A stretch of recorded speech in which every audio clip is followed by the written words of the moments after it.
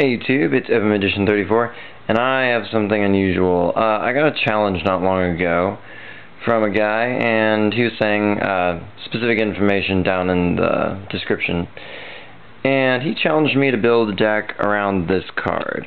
He said I had to use 3 copies of it. It's called Ambitious Gofer.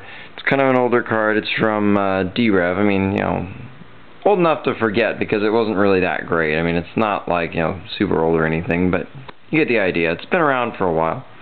And it is a challenging card to build around, I guess, especially with so many other alternatives. They're so much more flexible.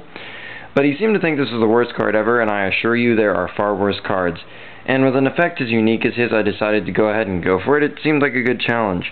For the record, he's a Dark Fiend, level 6, 2400 attack, 100 defense, and once per turn you can pick up to 2 monsters your opponent controls, and your opponent has the choice to reveal a monster in their hand. And if they do, they can negate the effect, but if not, you destroy the 2 monsters. So actually he's not that bad, all things considered. He's a tolerable size for 1 tribute. I mean, at least he gives you a little bit of muscle there. 2400 is not too bad of a body. And, I mean, destroying 2 monsters, he doesn't care about position or anything like that, which is really cool, and it's up to 2, not necessarily 2. So he doesn't, like, have to have 2 targets or anything like that. You can easily just pop 1. So when I was thinking about how to build around this guy, I mean, it didn't take me long to arrive at the obvious solution. So anyway, here are the first 3 cards of the deck. Ambitious Gofer.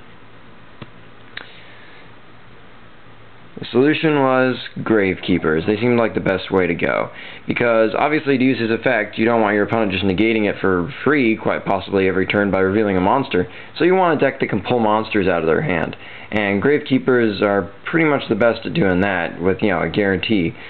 So that's the route we're taking, and this isn't necessarily the typical Gravekeepers. I mean, obviously we're running Ambitious Gofer, and this deck, I am making it, and I'm calling it legal before Gen Force is officially out, so Gen Force is not part of the equation for this deck. There are a couple of cards from Gen Force you'd probably want to add to change the deck up a little bit, but remember, through the rest of this video, at the time I made this, Generation Force is not yet released, it's not yet legal. So anyway, 3 Commandant to go search up Necker Valley. 3 copies of Gravekeeper's Spy, because, well, it's a Gravekeeper deck. It's an excellent card for the deck, recruits up lots of stuff. And speaking of recruiting, Gravekeeper's Recruiter times 3, obviously. The guy, when he goes from field to grave, you go search up another Gravekeeper. No-brainer. And, of course, one of his all-time favorite targets, and the Spy's favorite targets, Gravekeeper's Descendant. I think you should know what he does, and if not, look him up. That's what Yu-Gi-Oh! Wiki is for. Alright, that's pretty much the GKs, but we're also running 1 copy of Blackwing Gale the Whirlwind. He's great for sinking, obviously, and all kinds of good stuff, but he's also nice when you're in top deck mode for monsters with your opponent in case something goes wrong with whatever else is on the field. This guy's a good top deck because he can kill anything up to 2600 attack on the opponent's side of the field. Just a very solid card, plus he's dark, so he helps fuel the allure of darkness that you got in the deck. And another interesting pick for the deck is I'm running 2 copies of Spirit Reaper. He's a good set that you can use to tribute for Gofer, but also, you know, you can set him and then he gets flipped or whatever later. You can turn him to attack mode to swing through to your opponent and pull those last 2 cards out of their hand after you royal tribute. So you can hit like extra spells and traps and stuff like that. And they don't have much retaliation since they have no monsters. But anyway, it's just a good thing to hide behind these days too. Decks like 6 Ams don't necessarily have a lot of ways over him. We are running Allure of Darkness, just good card drawing power right there, and lots of dark things to remove to it. Since we are about to hit the 10s at the end of August, the time I make this video, Pot of Duality is technically still a secret rare, and it may get hit on the list for all I know. But for now, for the sake of argument, I'm running 3 nice cheap copies of Upstart Goblin. Duality obviously makes a better pick for the deck in the long run in this slot, but in case you don't have 3 dualities right now, or it gets limited later, or whatever, Upstart Goblin does the job just fine, because you're not so worried about life points as you are just getting consistency, and that's why that's in there. We are running 2 copies of Necker Valley, because you really don't want to top deck the 3rd one. This is mainly just to set off your Royal Tribute, and it helps pump up your GKs too, but it's mostly there just to get the early Tribute off. So, 2 copies of Necker Valley. Don't want to rip too many copies of those off the top of your deck. 2 copies of Royal Tribute because we can't run 3. Remember, when using this guy, to try to do it effectively with Ambitious Gofer, you want to summon the Gofer first, then activate the Tribute, because obviously if you Tribute, and you haven't gotten the Tribute Summon yet, then your opponent's going to, well, that is to say, if you activate Royal Tribute before you Tribute Summon the Gofer, then the Gofer is kind of useless in your graveyard. So play carefully around it. Remember, this is kind of a challenge deck, so it's really meant for a casual arena. Although you could probably take a local with this if you're a good enough player. Monster Reborn, yes, it fights with Necro Valley, but this is one of those cool things like Jinzo and Call of the Haunted. Your opponent is essentially going to allow you to play it by destroying the thing out from underneath it. And you can always Reborn before you play Necro Valley if you've got targets. So it's just a good, flexible card that belongs in here. Dark Hole, enough said. One copy of Book of Moon, it helps disable your opponent from getting threats on the field in many ways. It's an excellent removal card. Can easily buy you a turn a lot of the time. Giant Trunade, good setup card. Tuko is a Mystical Space Typhoon, pretty much standard equipment now, and it helps keep your opponent from screwing you up.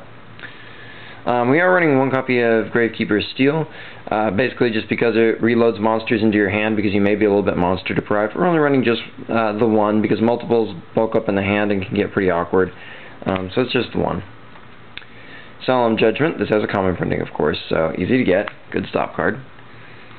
Royal Oppression, because lots of the scariest things out there right now obviously imply special summons. This stops them all, and you actually use very few special summons in the deck, hardly any. Torrential Tribute, obviously just another good field cleaner. This can screw your opponent over when they're already kind of shy on monsters and press them into situations where they're even more hard up. 2 copies of Bottomless Trap Hole. I'm running this over Solemn Warning basically because it helps you with your life point problem, but you can run Warning over this if you see fit. I think it's kind of a one or the other type situation. The removal is also a nice touch. So your opponent is going to be looking for monsters even in their grave if they can find a way around Necro Valley, which they probably will because everybody and their dog's running MST.